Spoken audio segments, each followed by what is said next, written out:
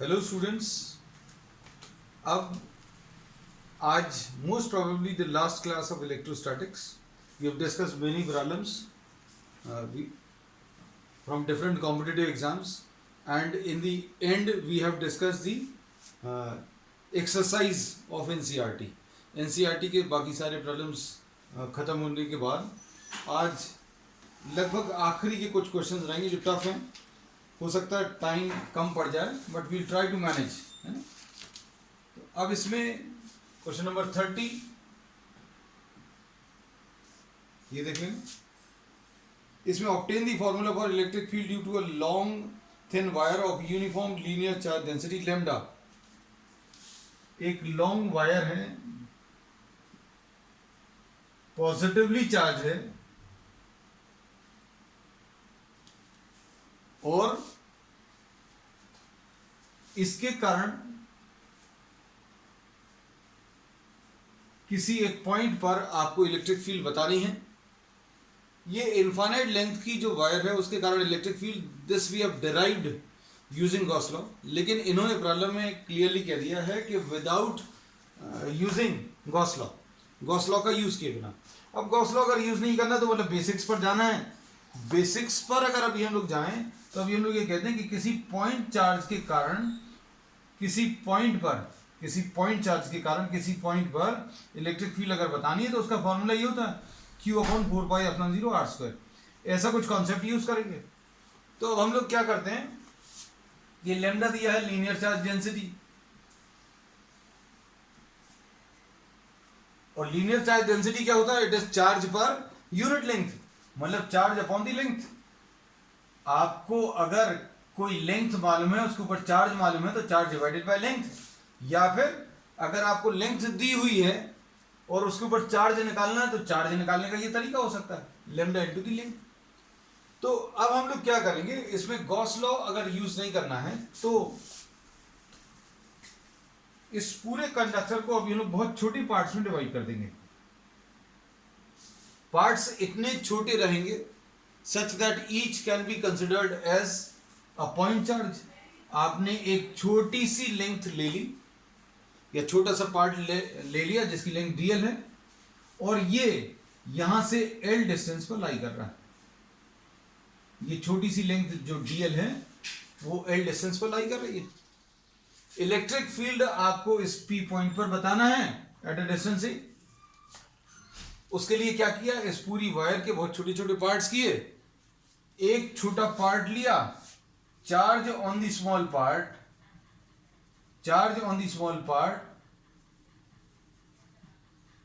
dq will be equal to dq की value will be equal to lambda into dl। Charge on the small part will be equal to lambda into dl। ये छोटे से part के ऊपर कितना charge आएगा वो निकाल लिया अभी हम लोगों ने। अब अगर ये पॉइंट चार्ज है, हमने इसको अगर पॉइंट चार्ज माना, तो electric field at p due to this small part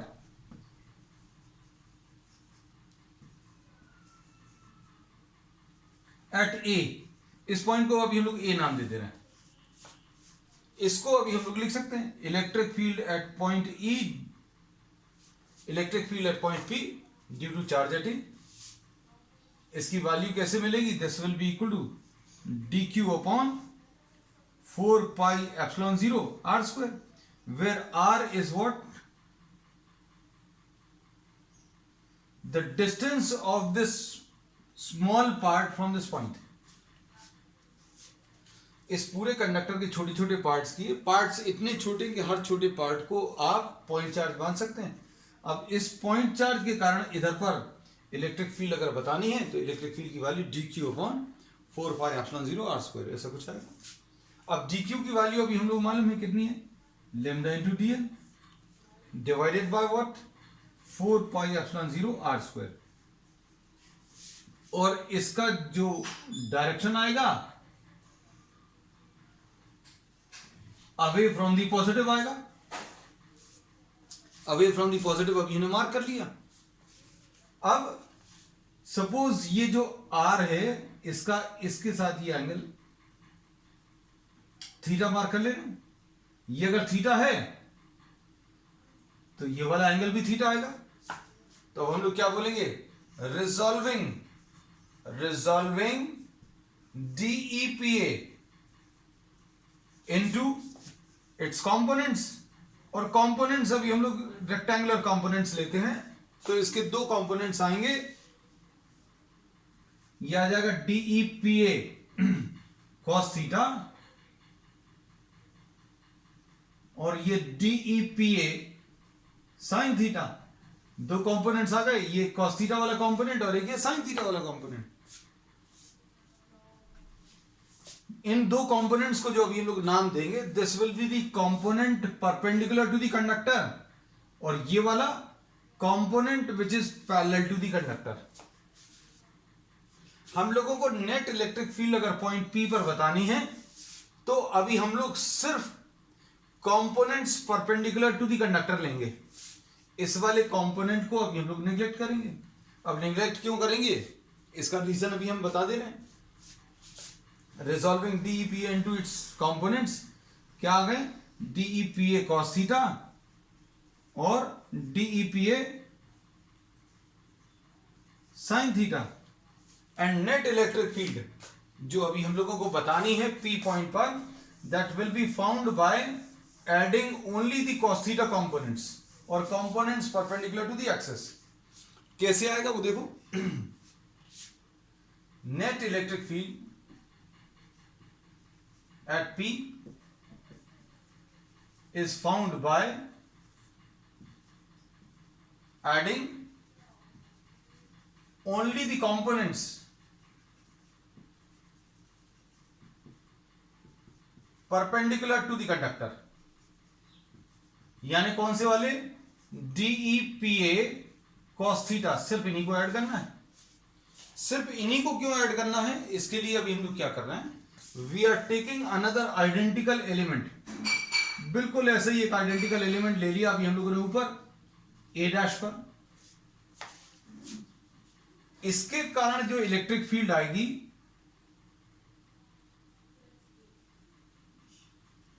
ये DEPA डैश आएगी, और इसके भी दो कंपोनेंट्स आएंगे, एक ये वाला कंपोनेंट आएगा और एक ये वाला कंपोनेंट आएगा, और DEPA dash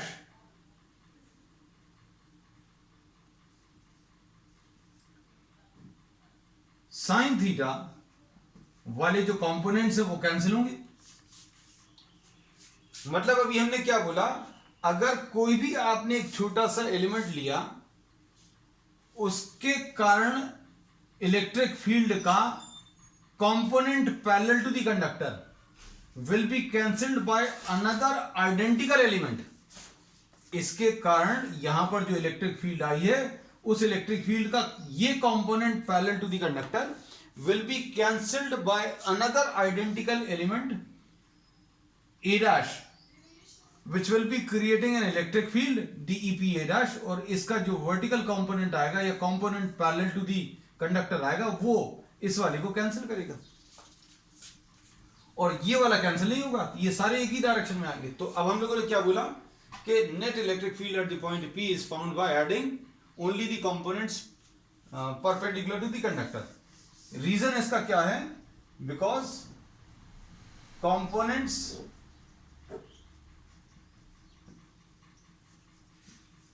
parallel to the conductor get cancelled।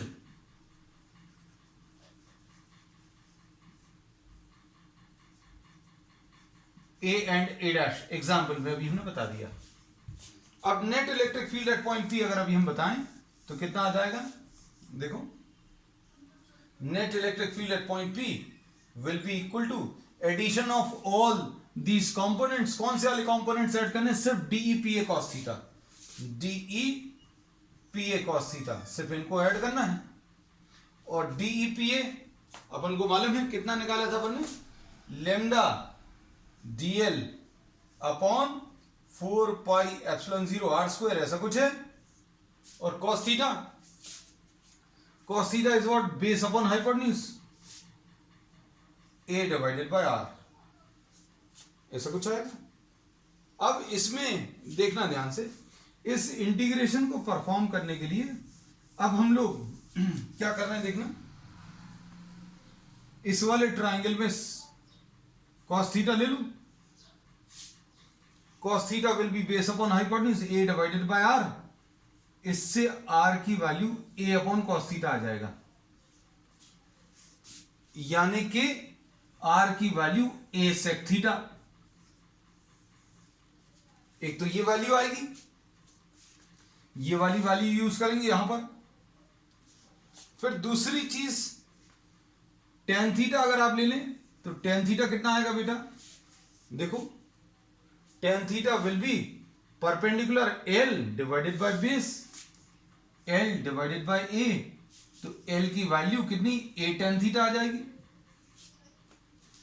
तो डिफरेंशिएट अगर आप करें इसको, L is equal to A tan theta को, L is equal to A tan theta आया है, तो dl बाय डी थीटा कितना आएगा, dl by D theta will be equal to A into d by D theta of tan theta.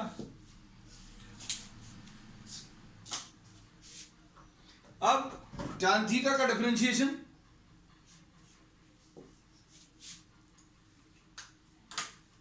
tan theta का differentiation will be what, sec square theta. तो इससे dl की value a sec square theta d theta, ऐसा कुछ आएगा। ये dl की value रख देंगे, ये देखो जिस जिस चीज की वैल्यू रखी वो अभी हमने एरो से मार्क किया, r की वैल्यू रख रहे हैं और dl की। अब ये सारी वैल्यूज रखकर अगर आप सिंप्लीफाई करें तो क्या मिलेगा,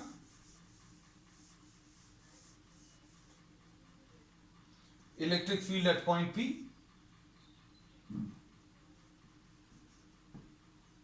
will be equal to lambda into dl upon 4 pi epsilon 0, dl की वैल्यू रख देना इधर 4 पाई एप्सिलॉन 0 r क्यूब, नीचे r क्यूब है तो r क्यूब की वैल्यू कितनी आ जाएगी, a cube sec cube theta, ऐसा कुछ आएगा। और dl की value a sec square theta, ये dl की वैल्यू रख दी, और क्या बचा, a बचा, ये रख दिया। अब इसमें ध्यान से देखना, ये इंटीग्रेशन कहां से कहां तक करना है, थीटा की किस वैल्यू से लेकर थीटा की किस वैल्यू तक, इसको समझने के लिए हम लोग ये कह रहे हैं कि आप ये इनफाइनाइट लेंथ का कंडक्टर है, इनफाइनाइट लेंथ का कंडक्टर अगर है, ये देखो ये एलिमेंट अगर आपने यहां पर लिया तो थीटा इतना कुछ आएगा। अब इसमें थीटा की वैल्यू अगर ये नीचे का लिया, थोड़ा सा और नीचे का, तो थीटा की वैल्यू ज्यादा आएगी। और नीचे का एलिमेंट अगर आप लेंगे, जैसे जैसे नीचे की तरफ आप जाते जाएंगे तो क्या होगा, थीटा की वैल्यू बड़ी होती जाएगी। सबसे नीचे इंफिनिटी पर जाने पर थीटा की वैल्यू 90 हो जाएगी, ये नियरली ऐसा कुछ आ जाएगा।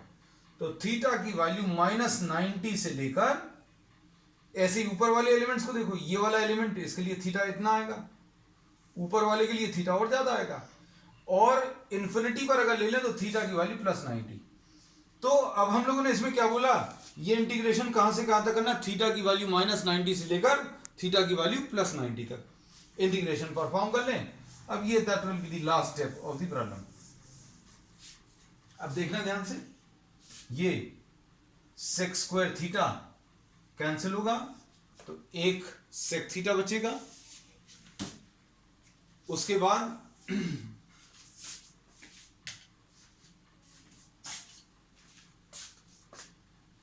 दो a कैंसिल होंगे तो एक a बचेगा, और क्या बचा, lambda upon 4 pi epsilon 0 a,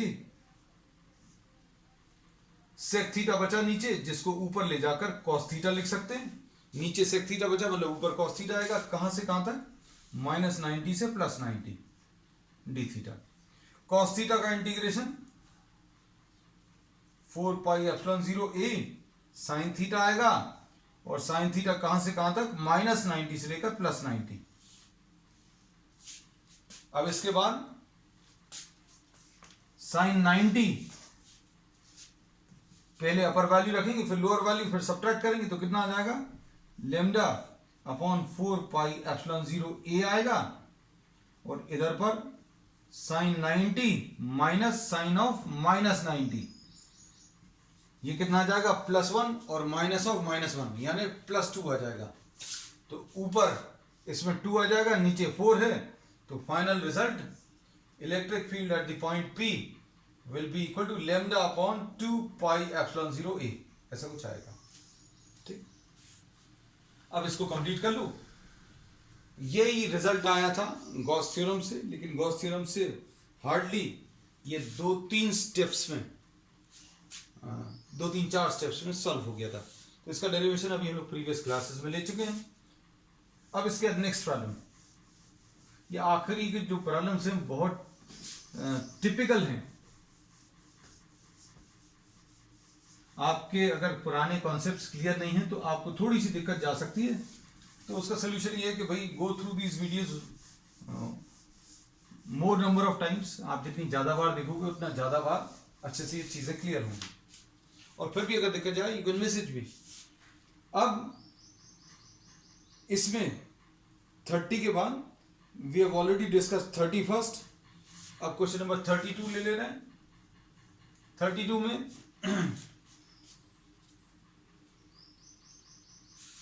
दो पार्ट हैं, हम सिर्फ एक पार्ट बी पार्ट करवा दे रहे हैं।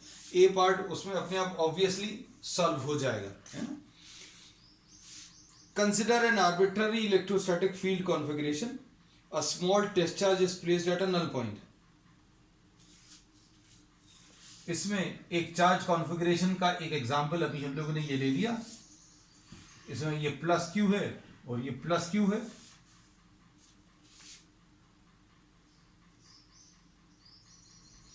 अब a small test charge is placed at a null point. Null point क्या होता है, जहां पर इलेक्ट्रिक फील्ड की वैल्यू 0 होती है।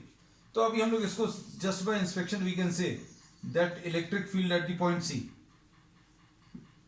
Will be 0। क्यों?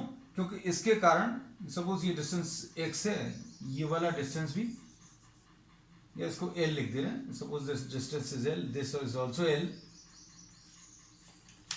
हम लोगों ने इसमें क्या बोला, अच्छे से समझना चीजों को। इसमें अभी हमने ये बोला कि यहां पर आपने एक प्लस Q0 चार्ज रखा। Electric field at C due to A, C पर A के कारण, C पर A के कारण कितना आ जाएगा, Q/4πε0 L²। और C पर A के कारण इलेक्ट्रिक फील्ड ऐसी कुछ आएगी, ECA away from the positive. जब आप A की बात कर रहे हैं तो B वाले चार्ज को मत देखना। अब electric field at point B, electric field at point C due to charge at B, C point पर B के कारण ये भी इतना ही आएगा, क्योंकि चार्ज की वैल्यू तो उतनी है, डिस्टेंस भी उतना ही है। डायरेक्शन लेकिन कैसा रहेगा, अवे फ्रॉम द पॉजिटिव, मतलब ऐसा कुछ। इसको बहुत सिंपल भाषा में, ये तो फिजिक्स की भाषा में बोला, सिंपल भाषा में अगर बोलें कि ये चार्ज जो है दोनों चार्जेस को ज्वाइन करने वाली लाइन के एकदम बीचों बीच रखा हुआ है। ये चार्ज इसको रिपेल कर रहा है, ये वाला चार्ज भी इसको रिपेल कर रहा है, लेकिन दोनों बराबर फोर्स से रिपेल कर रहा है। इसलिए net force will be equal to 0 because electric field at C is 0। Electric field जो है C पॉइंट पर 0 होगी। हम इसमें क्या कर रहे हैं, इनको अलग अलग लिख दे रहे हैं ताकि आपको कंफ्यूजन नहीं हो। Electric field at C due to B, this will be equal to Q/4πε0 L²। Direction अभी हम लोगों ने मार्क कर दिया। ECA है, ये EC भी है। अब इसमें इन्होंने क्या बोला, आगे देखो, show that the equilibrium of the test charge is necessarily unstable। Unstable और स्टेबल में क्या डिफरेंस होता है ये अभी हम बता दें। स्टेबल इक्विलिब्रियम अभी हम लोग उसको बोलते हैं, कोई भी ऑब्जेक्ट अगर स्टेबल इक्विलिब्रियम में है तो अगर उसको स्टेबल इक्विलिब्रियम की पोजीशन से डिस्टर्ब करें तो उसके ऊपर एक रिस्टोरिंग फोर्स लगेगा जो वापस उसकी इक्विलिब्रियम कंडीशन को, इक्विलिब्रियम पोजीशन को रिस्टोर करने की कोशिश करेगा। ये स्टेबल इक्विलिब्रियम का एग्जांपल है।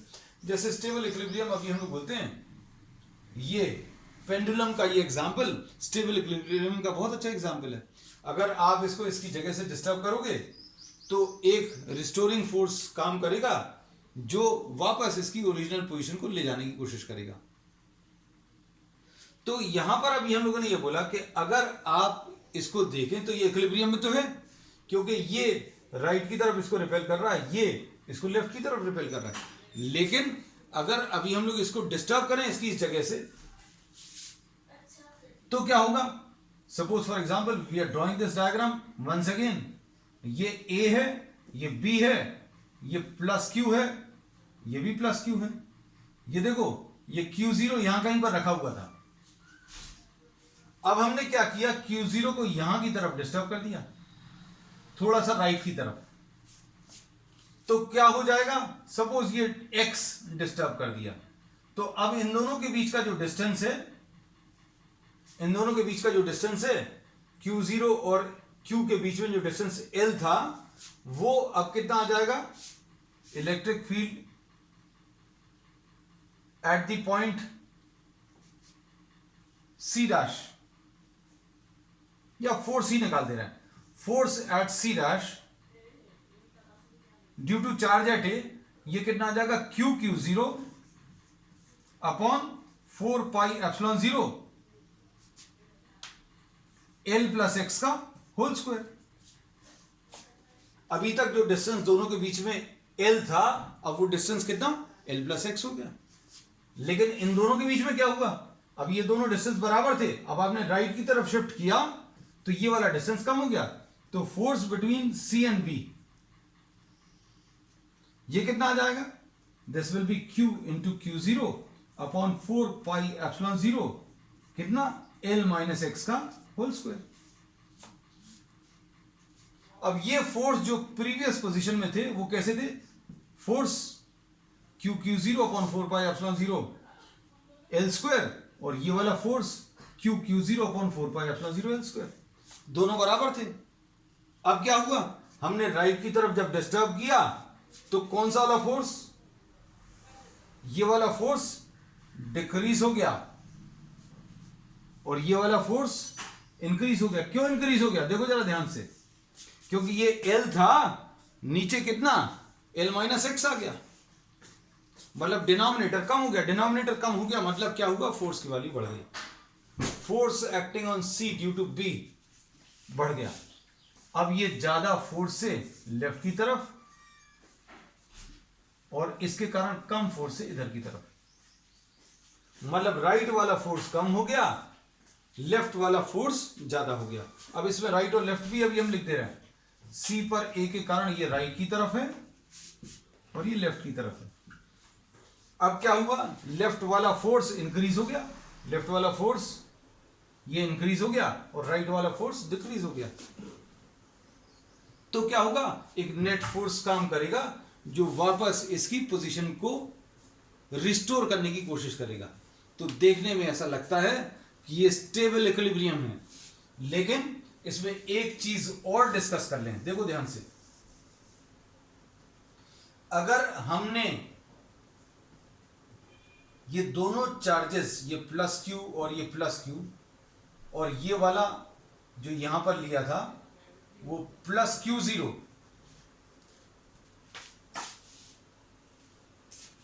ये चार्ज इस चार्ज को रिपेल कर रहा था, ये वाला चार्ज भी इस वाले चार्ज को रिपेल कर रहा था, और दोनों फोर्सेस इक्वल एंड अपोजिट थे। लेकिन अगर आप इसको इधर की तरफ डिस्टर्ब करो तो क्या होगा?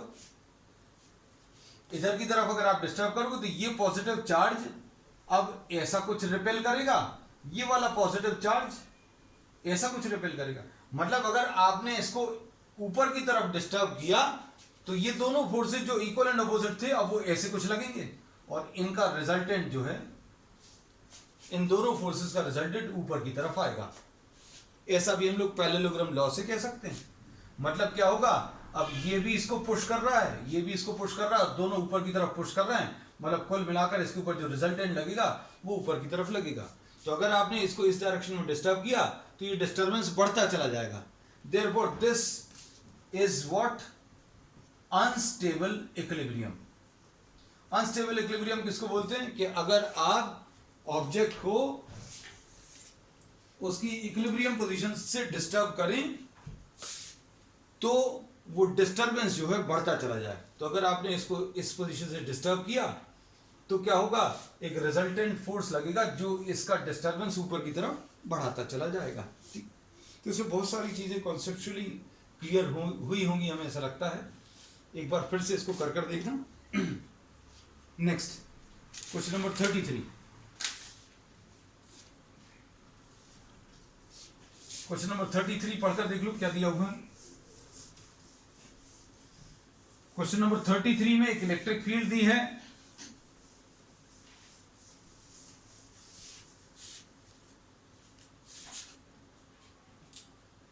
A particle of mass m and charge q enters a region between two charge plates. इसमें ऐसा कुछ दिया हुआ है।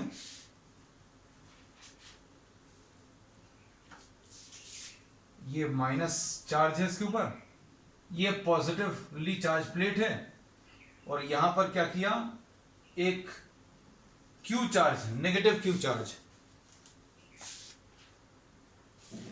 एक माइनस क्यू चार्ज जो है इस इलेक्ट्रिक फील्ड में एंटर कर रहा है विद अ वेलोसिटी vx। अब हम लोग इस डायरेक्शन को x डायरेक्शन बोल दे रहे हैं, इस वाले डायरेक्शन को y डायरेक्शन। अच्छे समझना चीजों को। तो इनिशियल वेलोसिटी x डायरेक्शन में दी है। इनिशियल वेलोसिटी किस डायरेक्शन में है, x डायरेक्शन में। अब इसमें क्या होगा, जैसे ही माइनस क्यू चार्ज एंटर करेगा तो इसके ऊपर फोर्स लगेगा। फोर्स क्यों लगेगा, क्योंकि ये नेगेटिव प्लेट जो है इस नेगेटिव चार्ज को ऊपर की तरफ रिपेल करेगी। तो इसमें जो फोर्स लगेगा वो y डायरेक्शन में लगेगा, ये y डायरेक्शन में, and force will be equal to q into E. Charge q है, इलेक्ट्रिक फील्ड की वैल्यू इसमें कितनी दी हुई है, ई है, बिल्कुल सही। ये लेकिन जो फोर्स लग रहा है वो y डायरेक्शन में लग रहा है। तो एक्सेलरेशन इन y डायरेक्शन कैसे मिलेगा, फोर्स डिवाइडेड बाय मास, यानी QE डिवाइडेड बाय m, ऐसा कुछ आ गया। अब इनिशियल वेलोसिटी x डायरेक्शन में थी, मतलब इनिशियल वेलोसिटी इन y डायरेक्शन 0 है। ये चार्ज जो है इनिशियली x डायरेक्शन में एंटर कर रहा है, तो y डायरेक्शन की इनिशियल वेलोसिटी 0 है। लेकिन जब कोई चार्ज ऐसा एंटर कर रहा है और हम ऐसा फोर्स लगाएंगे तो ये अब सीधा ना जाकर ये अपना रास्ता ऐसा कुछ चेंज कर देगा।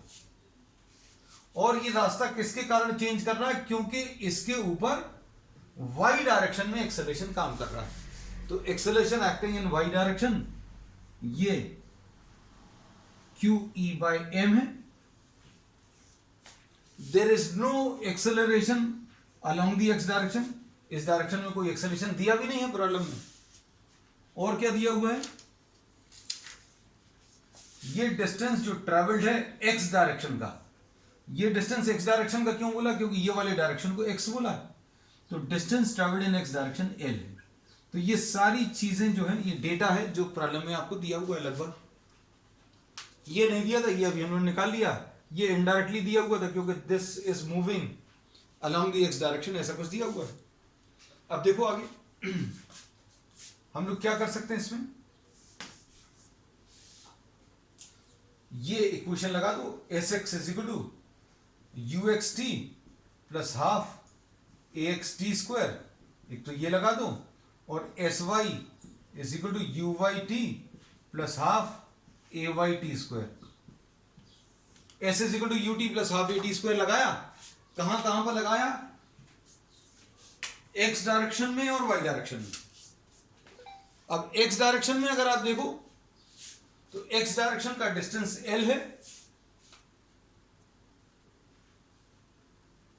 x डायरेक्शन का डिस्टेंस l है, x डायरेक्शन की वेलोसिटी vx है, और ये टाइम अपन लोगों को मालूम नहीं है, एक्सेलरेशन की वैल्यू 0 है। तो टाइम कितना आ जाएगा, time will be equal to L divided by v x. Time मिल गया। वाई डायरेक्शन का डिस्टेंस अपन ने वाई मार्क कर दिया, मतलब ये कितना डिफ्लेक्ट हुआ, इसमें एंटर कर कर ये कितना डिफ्लेक्ट हुआ वाई डायरेक्शन में, ये निकालना है। तो ये एस वाई की जगह वाई लिख दिया, यू वाई की वैल्यू ये देखो 0 लिख दी, ए वाई की वैल्यू कितनी है, क्यू ई बाय एम है, और टी की value L square upon V X square है।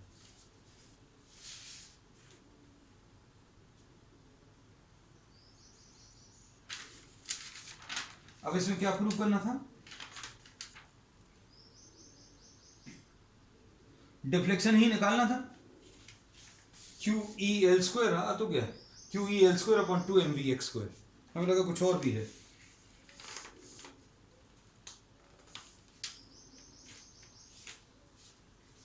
अब इसमें क्वेश्चन नंबर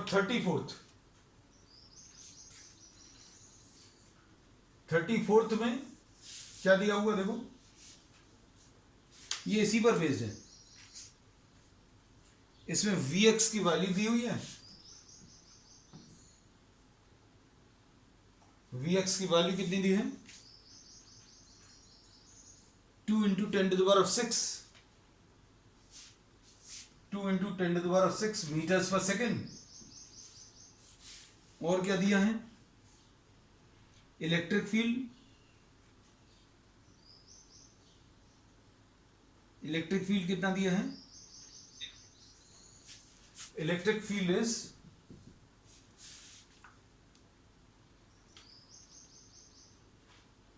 9.1 इंटू 10⁻², 9.1 इंटू 10⁻²,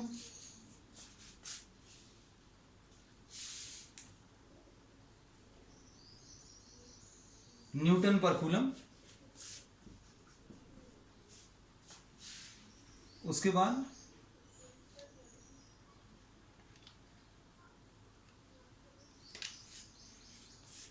इसमें इन्होंने ऐसा कुछ एंटर कर रहा है और ये अपर प्लेट में कहां पर स्ट्राइक करेगा ये बताना है। तो आपको इसमें एल निकालना है और दोनों प्लेट्स के बीच का डिस्टेंस दिया हुआ है। दोनों प्लेट्स के बीच का डिस्टेंस कितना दिया है, दिस इज गिवन 0.5, 0.5 दिया हुआ है।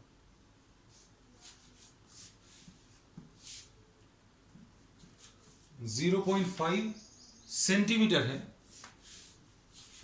तो y की वैल्यू मालूम है 0.5/100। अब देखो इसमें क्या क्या चीज मालूम है, अभी हम बता दे रहे हो।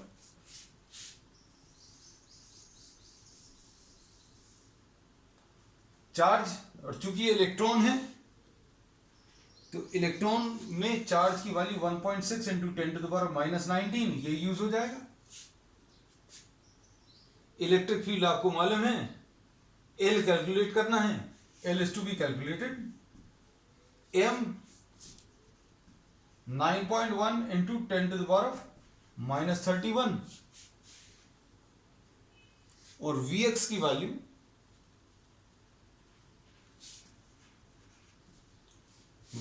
वैल्यू कितनी है, 2 इंटू 10⁶ मीटर्स पर सेकेंड। ठीक, अब ये सारी वैल्यूज दी हुई हैं। अब हम कैलकुलेशंस आपके लिए छोड़ रहे हैं। इसमें y मालूम है, चार्ज मालूम है, इलेक्ट्रिक फील्ड मालूम है, m मालूम है, vx भी मालूम है, आपको l की वैल्यू कैलकुलेट करना है। ठीक है, दैट्स ऑल फॉर टुडे।